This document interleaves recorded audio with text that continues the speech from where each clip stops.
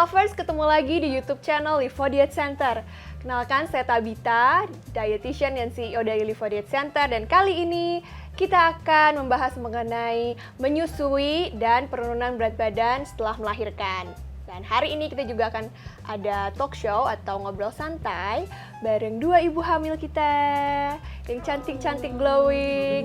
Ada Donna, usia kehamilan berapa nih Donna? Sekarang 9 bulan. 9 bulan ya. Untuk Donna ini sudah menunggu waktunya gitu ya. Jadi topik bahasannya lumayan ini ya, mendekati ya untuk menyusui dan untuk menurunkan berat badan pasca melahirkan. Oke, untuk tamu kita satu lagi dengan Ica. Ica umur kehamilannya berapa, Ca? 7 bulan. 7 bulan. Nah, ini Ica habis 7 bulanan, jadi lagi menunggu 2 bulan lagi ya, Ca, untuk melahirkan dan menyusui.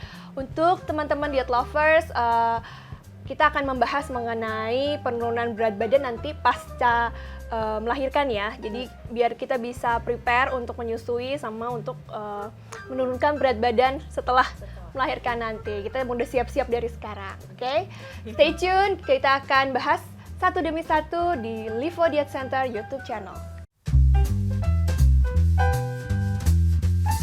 Oke, sekarang kira-kira untuk anak yang pertama kemarin, Donna, ini anak kedua kan ya?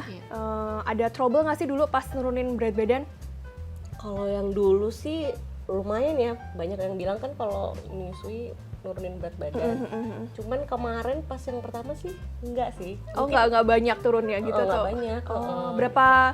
Berapa lama nyusuin frekuensinya? Lamanya durasi? Lama durasinya, sekitar 2 tahun. Oh, berarti bagus ya, maksudnya yang dianjurkan pemerintah 2 tahun menyusui 2 tahun gitu ya? full menyusui. Oh ya, diet lovers, untuk Donna ini lagi expecting baby number 2, jadi anak kedua. Kalau Ica lagi nungguin anak pertama. Dua-duanya dinyatakan laki-laki ya. Jadi kita expecting 2 boys gitu. Kalau Donna mungkin sudah ada pengalaman untuk menyusui 2 tahun pula, turunin berat badannya kembali. Tapi itu dia nah yang itu masalah, maksudnya belum ada pengalaman gimana sih caranya kalau bener nggak sih menyusui itu bisa nurunin berat badan gitu berat ya. badan gitu. Dan gimana caranya? Jadi secara teorinya memang menyusui itu, sehari menyusui aja itu mengurangi sekitar 500 kalori, which is besar. Jadi kayak 1 kali makan itu sebetulnya bisa dihilangkan dengan 1 hari kita menyusui. Cuma problemnya untuk ibu-ibu menyusui itu lebih kompleks daripada pas hamil. Kalau abis menyusui biasanya lapar nggak sih? Lapar. Iya, pasti. Cravingnya luar biasa. Itu ditambah nanti kita akan kecapean pas itu ya, depresiasi pas bobo malamnya kurang banget. Jadi biasanya pas subuh nyarinya makanan gitu ya, abis nyusuin terus nanti pengennya nyemil lagi. Jadinya kan susah. Nah itu problemnya lebih ke situ. Jadi pas lagi menyusui sebetulnya bisa banget karena ngurangin sekitar 500 kalori. Dan memang kalau diet itu dianjurkannya sehari nuruninnya 500 kalori aja. Jadi sebetulnya menyusui aja itu udah bisa nurunin berat badan banget. Cuma yang bahaya adalah frekuensinya. Jadi biasanya ibu-ibu udah 3 bulan udah nyerah gitu ya, karena ya kita ngerti ada tidur yang kurang, stres di situ. Karena kalau kita kurang tidur, bayinya minta minum 2 jam, kitanya nggak ready, drop langsung. Mentalnya pertama yang kita harus prepare. Jadi untuk itu teman-teman yang sedang expecting baby juga, mungkin yang besok mesti dilatih adalah cara begadang yang benar dulu. Biar malamnya nggak terlalu stres karena tidur kurang atau pas lama, istilahnya pas lama ngantuk-ngantuk gitu, nyemilnya nggak terlalu berlebihan itu. Terus yang kedua tadi lamanya, mungkin Donna bagus tuh yang 2 tahun itu harusnya memang nuruninnya bisa banyak. Nuruninnya bisa banyak karena sehari tadi untuk menyusui aja sekitar 500 kalori. Jadi kalau secara teori hitungannya sehari 500 kalori itu berarti seminggu setengah kilo. Nah harusnya dalam 2 tahun itu udah pasti balik. Jadi teman-teman kalau misalnya udah ada rencana, mungkin Ica, Donna nanti setelah melahirkan di range mulai waktunya untuk menyusui sampai 2 tahun. Itu udah salah satu key untuk menurunkan berat badan. Nah yang ketiga, apa yang dimakan tadi ya sama ibunya pas lagi post menyusui. Jadi misalnya kalau udah lapar, craving banget, memang yang perlu disimpan adalah cemilan-cemilan yang istilahnya sehat gitu, yang padat nutrisi gitu. Makanannya apa? Nanti kita bahas di video selanjutnya. Oke, kalau aku mau tanya, soal untuk menyusui itu manfaatnya apa sih buat baby sama ibu hamilnya, ibunya gitu. Ibunya Jadi gitu. pengaruhnya apa? Kadang kan ada beberapa yang memang tidak bisa menyusui atau Iya, bahkan betul sih. karena mungkin ada masalah saat lahiran, betul, akhirnya dia betul. nggak mau menyusui. Nah itu Iya, bagaimana? Ya benar. Jadi ini menyusui kan sifatnya natural ya. Jadi kalau ada komplikasi di luar itu, ya itu nggak apa-apa gitu ya. Maksudnya ini adalah sesuatu yang kalau bisa diusahakan banget, kalau nggak bisa kita ngerti karena ada kondisi medis di situ. Kalau bisa, nah manfaatnya banyak banget. Kalau untuk maminya nih, tadi kita udah bahas ya, nurunin berat badan itu. Kalau mau apalagi untuk jujur aja untuk saya waktu itu 35 kilo. Kalau Dona berapa nih naiknya? Kemarin itu 25. 25 yang kemarin, yang ini Yang ini sekarang 13. 13. Oh bagusnya ya. Ica udah naik berapa nih? 8 Oh, baru. 8. Jadi ibu-ibu hamil yang baik jangan ngikutin saya, malah naiknya 35 30 ya? kilo. Yang ini sepertinya bakal kembali karena range normal gitu ya. Jadi kalau naik normal kenaikan berat badan tuh antara 8 sampai 15 kilo dalam satu sesi kehamilan. Jadi mereka masih dalam range yang sangat bagus. Tadi manfaatnya adalah menurunkan berat badan, dan kedua untuk maminya ada bonding spesial untuk si anak. Oh ya. Gitu. Jadi rasa katanya sih ya rasa capek pas lagi hamil sama pas merawat anak itu akan hilang ketika kita duduk terus ASI-nya keluar. Gitu. Terus yang ketiga mengurangi rasa sakit, karena kalau udah naturally menyusui biasanya kemeng. Nanti tuh akan ada momen-momen kalau nggak dikeluarkan dia akan bengkak, kemeng, ada yang masih maksudnya ada radang, ada yang sampai membengkak terus bikin sakit gitu ya. Dan itu banyak banget gangguan payudara ketika udah pertama menyusui tapi terus nggak dikeluarin. Ya, di situ kamu bisa dibantu banget mengurangi beban si payudara tadi. Terus yang ketiga, terus malah itu meningkatkan imunitas untuk ibunya juga. Memang ada penelitian, nanti kita bahas untuk bayinya ya. Tapi untuk maminya sendiri, dia akan memproduksi secara metabolisme tubuhnya ketika dia memberikan ASI untuk anaknya, ada imunitas yang dikeluarkan oleh ibunya sendiri, sehingga kalau disadari sebetulnya kita nggak mungkin loh ya bangun tiap 2 jam untuk nyusui. Secara kalau kita nggak hamil gitu ya, misalnya kita mau 2 jam gitu ngasih makan dot ke anak, itu sebetulnya kita nggak bisa. Tapi ketika kita menyusui itu ada kekuatan lebih, hormon-hormon pertumbuhannya naik, hormon-hormon untuk menjaga imunitas pun naik. Jadi di situ istilahnya kita ibu-ibu tapi jarang sakit walaupun kita kurang tidur ataupun makannya ya jujur aja pasti agak asal ya. Nah itu. Tapi kita bisa tanggulangi itu nanti bisa tambah kayak suplemen, makannya dipilihin yang bagus sehingga staminanya lebih baik lagi. Walaupun secara naturally ketika menyusui ada hasil-hasil yang luar biasa. Nah untuk bayinya nih yang penting ya, untuk bayinya ini pertama ya tadi kita udah bahas imunitas untuk anaknya ya. Anaknya akan mendapatkan double imunitas, dan kekentalan susu bayi itu sangat dipengaruhi dari kondisi si bayi. Misalnya pas bayinya lagi sakit, nanti susunya nanti lebih kuning karena akan ditambah kayak semacam suplemen dari ibunya tadi. Jadi kalau flu, ntar dicek deh. Kalau anaknya flu, susunya tuh jadi kuning berubah dikit sendiri. gitu. Itu menunjukkan bahwa si ibunya kasih suplemen tambahan buat anaknya, karena kita memang nggak bisa kasih suplemen tambahan ya ke anaknya selama kurang lebih 3 bulan pertama. Jadi ibunya yang kasih. Dan itu malah justru disaranin dokternya, ayo kencengin lagi ASI-nya, semakin banyak istilahnya diberikan ASI walaupun anaknya tidur terus. Biasanya kalau lagi sakit tetap harus dipaksa tiap 2 jam diminumin. Yang kedua itu berat badan bayi. Nah, biasanya yang sering dikejar ketakutan maminya itu berat badan bayi, karena takutnya kurang ngejar atau kecil segala macam. Bayi ASI, Bu Dona mungkin nanti bisa kasih testi ya, gimana tuh bayinya pas lagi menyusui 2 tahun. Menyusui besar Nah ya, itu bagus gitu. benar. Jadi ibu-ibu pada takutnya, aduh kalau kurang formula kayaknya kurang gemuk tuh, nggak, salah banget. Jadi untuk ibu-ibu 1 bulan awal memang susah ya. Setelah itu berat badannya nanti naik terus dan bayinya sehat. Kenapa? Lemaknya beda. Lemak ASI sama lemak formula beda. Lemak sapi sama lemak maminya itu beda. Lemak maminya tuh langsung serap, langsung bikin badan anaknya istilahnya gemuknya tuh pas gitu ya. Kalau formula kayak nyuntikin ya lemak sapi ke anak bayi akan sedikit berbeda. Walaupun ya tidak mengurangi tidak mengurangi respect juga buat teman-teman yang mungkin belum bisa menyusui, tapi memang akan ada difference-nya yang begitu, gap-nya yang begitu jauh antara kegemukan yang formula dan kegemukan yang karena ASI. Gitu. Kurang lebihnya itu, dan makanya diusahakan banget kalau teman-teman bisa untuk menyusui, ayo kita usahakan untuk menyusui atau mengasihi anak kita. Pertanyaan kedua, seberapa cepat sih kita boleh untuk menurunkan berat badan? Saat menyusui sudah bolehkah atau nanti setelah setahun atau 2 tahun gitu? Bagaimana? Iya, ini pertanyaan 90% ibu-ibu yang baru melahirkan. Ya. Aku udah boleh belum olahraga? Udah boleh belum diet-dietan gitu?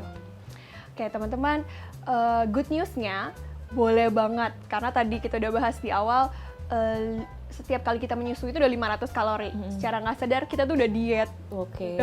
Gitu ya. Tapi memang kita harus dibantu lagi penurunan berat badan supaya hasilnya bisa catch up cepat gitu kan.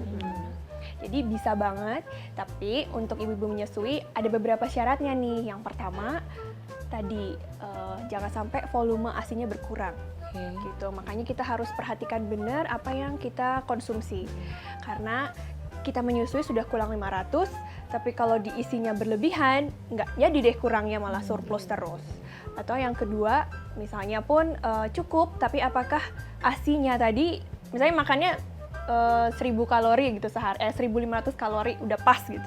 Tapi kalau kandungannya nggak bagus, isinya cuma makan Indomie goreng atau maminya cuma makan nasi sama telur ceplok doang, kasihan babynya nanti nggak dapat nutrien yang cukup karena apa yang dimakan maminya akan diteruskan langsung ke anaknya. Nah biasanya dari 2 ini penelitian menyebutkan bahwa kurang lebih 3 minggu dan 1 bulan pasca melahirkan sebetulnya kita udah bisa untuk mengatur makan atau diet yang baik gitu. Jadi sebetulnya diet untuk ibu hamil bisa secepat itu. Jadi tapi itu memang harus diet yang baik. Bukan ada teh herbal, belum boleh dulu biasanya suntik atau biasanya kan ada ibu-ibu yang pengen cepat tangannya doang atau gitu suntik. Nah, sedot lemak gitu-gitu better not gitu, jangan dulu gitu, atau sebaiknya malah jangan. Ayo kita cuma tinggal diet aja, ubah pola makan aja sebetulnya bisa turun banyak. Tinggal memilihkan makanan yang sehat saja sudah bisa turun banyak.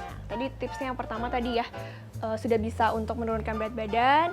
Yang kedua sudah bisa dimulai sejak 3 minggu atau bahkan 1 bulan setelah melahirkan. Yang ketiga tadi pemilihan makanan dan jenis makanan yang dikonsumsi dalam sehari itu juga bisa saling membantu kamu yang ingin menurunkan berat badan. Nah yang keempat, satu lagi adalah olahraga. Kecuali untuk olahraga emang agak susah ya, karena kita capek, pasti capek. Untuk menyusui aja udah pasti capek. Tapi bisa dimulai sekali dengan olahraga yang sangat ringan. Karena mau gimana pun olahraga akan membantu mengeluarkan. Oh ya teman-teman, diet lovers, olahraga itu kenapa penting? Karena dia membantu mengeluarkan hormon-hormon pemecah lemak. Itu kenapa kita harus olahraga sih? Kenapa harus makan sehat plus olahraga? Kenapa nggak makan sehat aja? Karena yang memotong kalorinya si makanan, yang membantu memutar pengeluaran kalori tadi si hormon. Jadi kalau nggak ada olahraganya, hormonnya nggak keluar, cuma turun berat badan aja, ya bisa sih tapi lama. Jadi mending kita mulai masukkan menu olahraga. Nah untuk yang sesar, perlu konsultasi sama dokter obsginia dulu sebelum memulai olahraga. Untuk teman-teman atau diet lovers yang persalinan normal, itu bisa dimulai loh 3 minggu setelah melahirkan. So better catch up, segera mulai untuk olahraga. Pertanyaan selanjutnya, kalau kita ada niatan pengen nurunin berat badan gitu ya, saat menyusui, pilihan makanan apa aja sih yang baik gitu? Disaranin gitu ya? Disaranin gitu. Makanan yang disarankan untuk tadi menurunkan berat badan pasca melahirkan plus untuk mengasihi atau memberikan ASI adalah prinsipnya adalah makanan-makanan yang padat kalori gitu, padat kalori tapi makanan yang bersifat utuh. Ini susah nih, terminologinya agak susah nih. Udah padat kalori bersifat utuh. Jadi makanannya apa gitu ya? Makanan yang memang prosesnya tidak terlalu banyak. Jadi misalnya, ini gampangnya, nasi, sayuran tanpa, ya sebetulnya tanpa olahan banyak itu misalnya cuma dioseng atau direbus dan proteinnya. Sebetulnya sesimpel itu. Dan tadi saya omongin libet tadi, pelaksanaannya gampang banget. Jadi makanan-makanan yang pengolahannya sebentar dan padat nutrisi. Padat nutrisi misalnya pilihannya nasi, karena mungkin pilihannya kok bisa nasi, kan harusnya nurunin berat badan. Tenang aja, tadi ngeluarin kalori untuk menyusui aja udah 500 kalori, setara dengan satu piring nasi, ayam goreng sama sayurnya. Jadi kamu makan satu kali udah lewat itu. Gitu. Jadi nggak perlu terlalu takut, makan aja itu, plus harus lengkap tadi, padat. Jadi ada karbohidratnya, ada proteinnya. Karbohidrat bisa dari nasi. Kalau yang pengen ganti, aku pengen dietin lagi, ya bisa diganti nasi merah, nasi hitam, shirataki rice, sekarang udah kalorinya rendah banget. Tapi yang kedua ini yang penting, pilihan lemaknya untuk proteinnya juga ya. Pilihannya terbatas, sangat terbatas. Kalau saran saya lebih ke daging sapi, daging ayam tanpa lemak, kemudian yang terakhir mungkin ikan-ikanan atau seafood. Kalau telur gimana? Telur memang berbeda reaksi untuk tiap-tiap ibu ya. Kadang-kadang ibu yang terlalu sering mengkonsumsi telur bisa meningkatkan tingkat alerginya ke anaknya gitu. Tapi kalau misalnya nggak ada masalah, udah dicoba sekali, 2 kali, anaknya nggak rash atau nggak merah-merah, lanjutin aja. Kalau untuk telur biasanya saya berikan waktu antara 1 bulan, setelah itu baru ibunya boleh dikasih telur gitu. Kalau untuk daging itu maksudnya digoreng boleh, nggak ada masalah atau? Kalau untuk pengolahan protein gitu ya, itu itu lebih ke yang simple banget, misalnya dioseng aja atau dibikin sup. Jadi memang lebih simpelnya berbeda sama kayak yang deep fry, goreng tepung. Jadi macam-macam pengolahan. Jadi udah dikasih tepung, digoreng lagi, atau yang istilahnya bumbunya terlalu heboh gitu ya. Karena gimana pun nanti bumbu rempah-rempahnya kena anaknya, takutnya diare. Ya, hati-hati juga yang pedes-pedesan, yang masaknya suka Padang atau yang suka makanan India gitu, itu diperhatikan. Terus ada juga mungkin yang nanya sushi gitu ya. Sushi mungkin yang suka sushi dan lain-lain. Kalau yang untuk ibunya sebetulnya nggak apa-apa, karena ibunya yang ya itu memang minim pengolahan justru. Biasanya sushi lebih mentah ya. Tapi kan mentah ya, maksudnya nggak ada masalah. Nah itu udah nggak ada masalah, kan ya babynya udah out. Udah out. Jadi yang diproses oleh ASI adalah yang udah steril, kan udah melewati ibunya, darah dan segala macam, ASInya diberikan baik. Justru itu baik sih, lebih ke salad, sushi boleh, tadi daging-dagingan simple, dada ayam, terus kalau mencoba ikan-ikanan seafood juga tadi boleh dioseng aja atau goreng ringan gitu, nggak usah pakai tepung, udah good banget. Nah ini yang selanjutnya yang perlu diperhatikan. Untuk memenuhi itu, kadang-kadang kita harus konsumsi suplemen sama dengan pas waktu hamil. Ini yang sering di-miss-kan oleh mami-maminya gitu, karena mungkin aku kan udah makan macam-macam nih. Biasanya ada beberapa etnis tertentu untuk yang apa namanya habis melahirkan tuh sebetulnya chow pao ya, untuk orang Chinese tuh biasanya udah lengkap tuh 9 macam makanan, karena dia harus menyusui dan lain-lain, recovery. Males tuh disuruh konsumsi lagi 3 macam suplemen. Ya memang secara basic kalau kamu udah cukup nggak perlu suplemen, tapi kita nggak tahu berapa yang terserap sama anak. Makanya kita selalu advice, walaupun makanannya udah 10 macam sekali makan, tetap kita tambahin suplemen tambahan hanya sampai kamu selesai menyusui aja. Jadi memang kalau menyusui 2 tahun, saya masih harus konsumsi suplemen dong. Iya, karena bagaimanapun kondisi ibu kan beda-beda ya. Disarankan konsumsi suplemen aja untuk memberikan rasa aman buat ibunya, memberikan proteksi juga buat anaknya, kurang lebih gitu. Kalau untuk Dona kemarin ada tambahan makanan lain nggak selain makanan utama sama suplemen gitu? Snacknya biasanya apa tuh? Snacknya tuh biasanya kacang-kacangan. Itu gimana ya? Iya, kacang-kacangan. Kacang, tapi kacang yang digoreng kayak kacang mete gitu. Oh gitu, bagus sebetulnya. Oh iya, tadi untuk snacknya tadi lupa ya disebutin. Kalau untuk nyemil nih, yang biasa nyemil-nyemil pasca menyusui, yang perlu diperhatikan kalorinya ya. Untuk kacang-kacangan kayak tadi Dona itu bagus banget. Tapi karena dia padat kalori, jadi memang ukurannya per tangannya masing-masing. Misalnya tangan maminya segenggam, nah itu sekali makan mentok segitu. Oh gitu, nggak Kalau bisa kalorinya nyemil tinggi, terus nggak bisa, satu toples. nggak bisa setoples-toplesnya gitu ya. Belum bisa. Oke, jadi sekali makan cuman Sekali itu untuk sekali kacang. genggam aja gitu. Untuk pilihan yang kedua mungkin protein. Waduh repot atuh makan ini ya, makan Nenek dada tuh. ayam gitu. Enggak, tenang aja, masih ada pilihan yang langsung ambil. Bisa ambil dari yogurt. Untuk sekali habis menyusui bisa 2 yogurt ditambah tadi kacang dikit. Nah itu kasih protein yang bagus, terus kalsiumnya dari yogurt itu sendiri bisa menambahkan untuk maminya. Gitu, itu pilihan yang kedua yogurt. Kacang-kacangan, terus yogurt. Yang ketiga buah. Bisa dibuat buah potong, bisa dibuat salad buah. Buah apa aja? Buah apa aja yang Nggak ada kepengenan. Enggak. Terus katanya durian nggak boleh ya kalau durian gitu. Tenang aja ibu-ibu, kalau saya ibu-ibu asal nggak makan satu durian terus dihabisin, bisa konsumsi aja. Kadang-kadang kita kalau lagi menyusui pengennya mengurangi rasa stres juga kan, pengennya yang kita pengen. Nggak apa-apa, selama bukan martabak, selama bukan Indomie gitu ya. Nggak boleh martabak Nggak, jangan. ya? Martabak boleh sih kalau buat cheat day gitu aja. Sekali-sekali ya. Martabak tapi nanti nasinya dikurangi dikit gitu, nanti bisa. Yang keempat, protein bar. Kenapa kita pilih protein bar? Karena dalam satu package-nya sudah mengandung berbagai macam, ada karbohidrat, ada protein, ada berbagai macam unsur ya. Jadi kita tinggal konsumsi aja. Terus kenapa sih yang disaranin dari tadi yang simple-simple? Karena teman-teman diet lovers, kalau kita sudah punya baby, kita nggak ada urusan lagi untuk masak-masak, repot lagi untuk nyusun setiap makanan. Jadi please go for yang simple tapi nutrisius, atau yang gampang kamu akses tapi memberikan nutrisi yang bagus. Tadi yang pertama tadi udah kacang-kacangan, gampang ya, tinggal beli aja datang. Yang kedua yogurt, kamu bisa keep, simpan di fridge, tinggal ambil pas malam-malam. Yang ketiga buah, ambil buah-buah yang gampang, nggak perlu dikupas, mungkin pisang ya kan, apel, anggur, silahkan.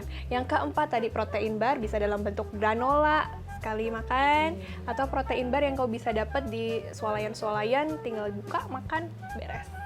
Kita bisa langsung menyusui lagi. Halo diet lovers, sekian bahasan topik mengenai menyusui dan menurunkan berat badan pasca melahirkan bersama Dona dan Ica. Terima kasih banyak. Semoga kelahirannya aman, sehat babynya, dan kita perjuangkan ASI ya. Dan semoga juga berat badannya kembali ke bentuk berat badan semula ya. Amin. Untuk teman-teman diet lovers juga yang sedang hamil, yang sudah melahirkan, semangat untuk menyusui, semangat untuk memberikan yang terbaik untuk anak-anak kita, dan sampai ketemu di video-video Livo Diet Center lainnya. So, bye-bye.